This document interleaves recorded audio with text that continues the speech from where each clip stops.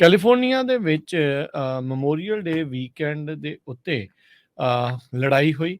ਇਹ ਜਿਹੜੀ ਲੜਾਈ ਆ ਕੁਛ ਜਿਹੜੇ ਟੀਨੇਜਰਸ ਆ ਉਹਨਾਂ ਦੇ ਵਿੱਚ ਤੇ ਮਰੀਨਸ ਦੇ ਵਿੱਚ ਇਹ ਜਿਹੜਾ ਬਰੌਲ ਆ ਉਹ ਹੋਇਆ। ਕੈਲੀਫੋਰਨੀਆ ਦੀ ਜਿਹੜੇ ਪੀਅਰ ਹੈਗਾ ਸਮੁੰਦਰ ਦੇ ਤੱਟ ਦੇ ਉੱਤੇ, ਉੱਥੇ ਇਹ ਘਟਨਾ ਜਿਹੜੀ ਆ ਲੜਾਈ ਆ ਉਹ ਵਾਪਰੀ ਆ। ਅਲਟਰਕੇਸ਼ਨ ਇਹ ਫਰਾਈਡੇ ਨੂੰ ਹੋਈ ਸੈਨ ਕਲੈਮੈਂਟੀਨ ਪੀਅਰ ਤੇ ਕਈ ਜਿਹੜੀਆਂ ਸੈਲਫੋਨ ਵੀਡੀਓਜ਼ ਇਸ ਦੀਆਂ ਬਣੀਆਂ ਤੇ ਸੋਸ਼ਲ ਮੀਡੀਆ ਦੇ ਉੱਤੇ ਬਾਅਦ 'ਚ ਵਾਇਰਲ ਵੀ ਹੋਈਆਂ। ਸਦਰਨ ਕੈਲੀਫੋਰਨੀਆ ਦੇ ਜਿਹੜੇ ਡੈਪਟੀਜ਼ ਆ ਉਹ ਕਹਿੰਦੇ ਵੀ ਹੁਣ ਅਸੀਂ ਇਸ ਦੀ ਇਨਵੈਸਟੀਗੇਸ਼ਨ ਕਰ ਰਹੇ ਹਾਂ। ਔਰੇਂਜ ਕਾਊਂਟੀ ਸ਼ੈਰਿਫ ਡਿਪਾਰਟਮੈਂਟ ਦੇ ਅੰਡਰ ਇਹ ਇਲਾਕਾ ਜਿਹੜਾ ਆ ਉਹ ਆਉਂਦਾ ਆ। ਇਸ ਤੋਂ ਇਲਾਵਾ ਉਹ ਜਿਹੜੀਆਂ ਆ ਉਹ ਬਹੁਤੀਆਂ ਹੋਰ ਡਿਟੇਲਸ ਨਹੀਂ ਆਈਆਂ।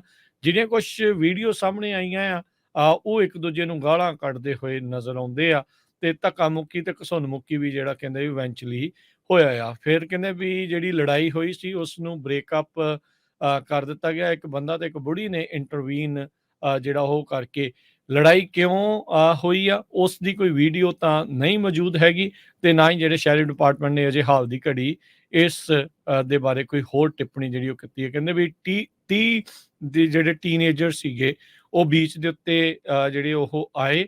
ਉਹਨਾਂ ਨੇ ਜਿਹੜੇ ਫਾਇਰਵਰਕਸ ਆ ਜਿਹੜੇ ਪਟਾਕੇ ਆ ਉਹ ਚਲਾਉਣੇ ਜਿਹੜੇ ਉਹ ਸ਼ੁਰੂ ਕਰ ਦਿੱਤੇ ਤੇ ਕਈਆਂ ਦੇ ਮੂੰਹ ਦੇ ਉੱਤੇ ਵੀ ਜਿਹੜੇ ਉਹ ਪਟਾਕਿਆਂ ਦੀ ਡੈਬਰੀ ਆ ਉਹ ਡਿੱਗੀ ਸੀ। ਕਈ ਜਿਹੜੇ ਉਸ ਪਾਸੋਂ ਆ ਲੋਕ ਮਰੀਨਸ ਦੇ ਵੱਲੋਂ ਜਿਹੜੇ ਸੀਗੇ ਉਹ ਕਹਿ ਰਹੇ ਆ ਵੀ ਅਸੀਂ ਇਹਨਾਂ ਨੂੰ ਲੀਵ ਕਰਨ ਦੇ ਲਈ ਕਿਹਾ, ਪੋਲਾਈਟਲੀ ਆਖਿਆ ਤੇ ਪਰ ਮੈਨੂੰ ਲੱਗਦਾ ਗੱਲ ਵੱਧਦੀ ਜਿਹੜੀ ਆ ਉਹ ਘਸੁੰਨਮੁਖੀ ਤੱਕ ਪਹੁੰਚ ਗਈ। जी, अगली खबर में चलिए। एलिजाबेथ होम्स सारिਆਂ ਨੂੰ ਪਤਾ ਹੀ ਆ, ਇੱਕ ਜੋ ਬਹੁਤ ਹੀ ਨੋਟੋਰੀਅਸ ਬਲੱਡ ਟੈਸਟਿੰਗ ਹੋਐਕਸ ਜਿਸਨੇ ਕੰਪਨੀ ਬਣਾਈ ਸੀਗੀ ਥਿਰਾਨੋਸ, ਉਹ ਬਾਅਦ ਦੇ ਵਿੱਚ ਪਤਾ ਚੱਲਿਆ ਵੀ ਸਾਰਾ ਫਰਾਡ ਸੀਗਾ। ਮਿਲੀਅਨਸ ਆਫ ਡਾਲਰ ਉਹਨੂੰ ਲੋਕਾਂ ਤੋਂ ਫੰਡਿੰਗ ਲੈ ਲਈ ਤੇ ਫਾਈਨਲੀ ਅੱਜ ਉਹ ਜੇਲ੍ਹ ਦੇ ਵਿੱਚ ਪਹੁੰਚ ਗਈ ਹੈਗੀ ਆ। 11 ਸਾਲਾਂ ਦੀ ਉਹਨੂੰ ਸਜ਼ਾ ਸੁਣਾਈ ਗਈ ਸੀ।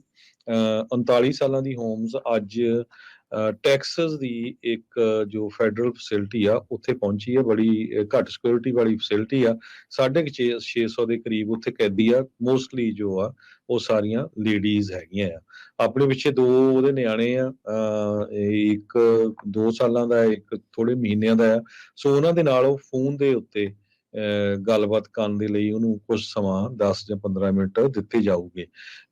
ਉਹਦਾ ਜਿਹੜਾ ਇੱਕ ਪਾਰਟਨਰ ਵੀ ਸੀ ਰਮੇਸ਼ ਸਨੀ ਬਲਵਾਨੀ, ਭਾਰਤੀ ਮੂਲ ਦਾ, ਉਹ ਆਲਰੇਡੀ ਜੇਲ੍ਹ ਦੇ ਵਿੱਚ ਹਵਾ ਖਾ ਰਿਹਾ ਹੈਗਾ ਆ। ਸੋ ਫਾਈਨਲੀ ਇਸਨੇ ਬਹੁਤ ਕੋਸ਼ਿਸ਼ ਕੀਤੀ, ਕਈ ਵਾਰੀ ਡਿਲੇ ਕੀਤੇ ਆਪਣੇ ਜੋ ਇਹਦੇ ਉੱਤੇ ਕੇਸ ਚੱਲ ਰਹੇ ਸੀ। ਫਾਈਨਲੀ ਅੱਜ ਉਹ ਜੇਲ੍ਹ ਦੇ ਵਿੱਚ ਪਹੁੰਚ ਗਈ ਆ।